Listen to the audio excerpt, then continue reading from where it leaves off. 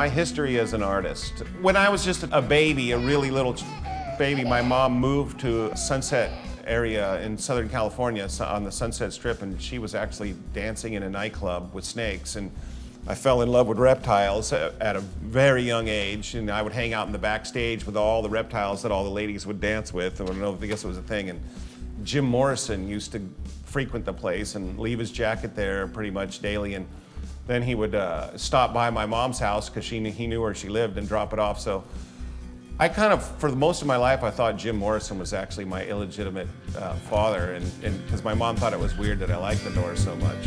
It was in my DNA to be an artist, I believe, because I never knew who my father was my whole entire life till I was about 48 years old. I went to New York and saw all my dad's artwork and was like amazed. His signature was the same as mine. He had a bunch of little toy cars and guitars and a lot of paintings, and I felt like I was looking at the ghost of myself. This is one of my dad's paintings from the year I was born, 1965, Welch. I mean, that is like literally the Siamese twin of my own handwriting. I pretty much grew up in my teen years in Santa Cruz. Surfing is like the blue medicine. It keeps me not looking like an old man. It really does. I did some art in high school, and I've always been very crafty. I've always taken things apart and tried to figure out how they worked my whole life. After high school, I started working in restaurants, and as soon as I moved to Maui, someone asked me if I wanted to sell art, and I started selling art, and I realized that it's way better to be the artist than it is the guy getting beat up to make sales quotas every month.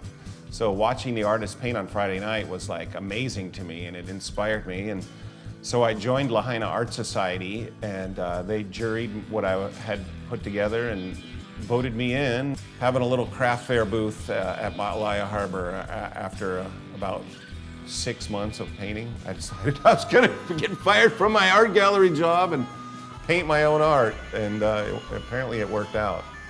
It just really, they finally felt like I was home when I started painting, and it really, relieved a lot of stress. And the only time I didn't think about anything else when I was into painting, I would forget about all the rest of the stress and just be really into the work. I'm really fortunate now that this is my one-man show and my shot to show everybody the fruits of my labor and, share my visions with people. Three-dimensional form and traditional oil paintings. What inspires me? Oh my God, to paint stuff. Everywhere I walk, I see art and the shapes and things and contrast of colors and depth, and I'm all over the place. I have severe ADD, so it's kind of like I see a flower and I'm just like, oh, and then and then I'm over here, and then I'm looking at a car. Life inspires me. Kind of just bumble my way through it, and if I find something interesting, I try to figure out how I can immortalize that or put it on canvas. I took this super dilapidated Subaru tailgate, and this is a log from the mango tree that I used a sledgehammer and a chisel, and I literally split it into quarters and then literally made this bench with it. Music is everything to me because my earliest childhood memories, would be in a car or something on the radio or whatever stereo my stepfather had. He was big into music. I really loved rock and roll from an early age. Classic rock, 50s rock, anything that was energetically driven. It was in my DNA to play music or be a rock star or a painter. I have been a rock star, actually. I've won Battle of the Bands 5 times here on Maui, and I put down the guitar to pick up the paintbrush because it was so hard to find new band members all the time when they would quit. On Maui's very transient. Music educates me. It actually teaches me. The music that I like, it always has a message that keeps me on the right track. Music is my therapy. I just can't go anywhere without the radio blasting at ear bleeding level, and that's me. Since I've painted Jimi Hendrix and Johnny Cash and Bob Marley, Bob Dylan, Prince, Chris Cornell, Janis Joplin, all those people actually have given me ideas. Now I make NFTs with a lot of them too, just to make it interesting.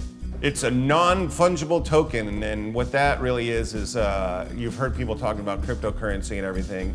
but you can actually digitize a piece of art and have it on that ledger blockchain. And in this life, if you don't reinvent yourself and do what's currently the state of pop culture now, you're going to be left behind. And I did a NFT for the Olympics, actually, and Carissa Moore, a Hawaiian girl, got USA the first Olympic gold medal, so that was a big deal, and that was my inspiration. A bunch of rot says. Well, I am like pretty much a barbarian, to be honest. And I don't like to wash my brushes. I don't like to do anything. I pretty much buy a new set of brushes every time I have to paint anything. I have no patience for anything. I'm like a really just into get her done guy. And they have to be dragged behind my car for a few miles first before they have the right patina, and then I fix it, and then it starts looking right. Some paintings are very happy and, and they just flow out of the brush and everything looks like it just was meant to be. Well, I've been told that I abuse color, and the first thing I said when someone said that to me, I said, "Oh, thank you." I have to control myself. I'd be wearing like crazy, bright, loud clothing that just, people just wonder what the heck is that guy. Color's alive, and it has a lot of energy, I can get into the depth of black and white and things too, but for the most part, I like to try to put as much excitement into my work as I can. Sharing your art is very intimate, and people connecting with it is really, it's a gift. It really is. It's a gift, and I feel very honored that people would actually hang something of mine on their wall.